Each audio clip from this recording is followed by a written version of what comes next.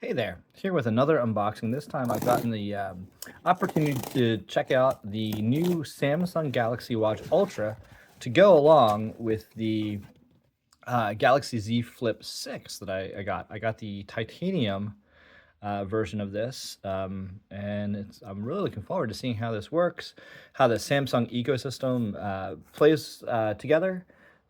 And yeah, so I got this through the insiders at a discount, and basically I just have to give you a honest review of it. And this is it, I guess. Wow, that's a lot of unboxing to do, isn't it?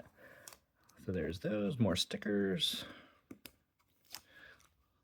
I'm anxious to see this. I got the titanium version because I wasn't a big fan of the orange one. There we go. Ooh, that's pretty. That is a good size. So this is the Galaxy Watch Ultra from Samsung, and I'm just gonna. I do not have large wrists. Looks like it'll fit decently though. It's pretty large for my wrists anyway, but a very good size. And then this here we've got the strap for the titanium version, and then this will be the charger and case and all the good stuff. So yeah, I'm really looking forward to trying this out, and we'll keep you updated on how it goes.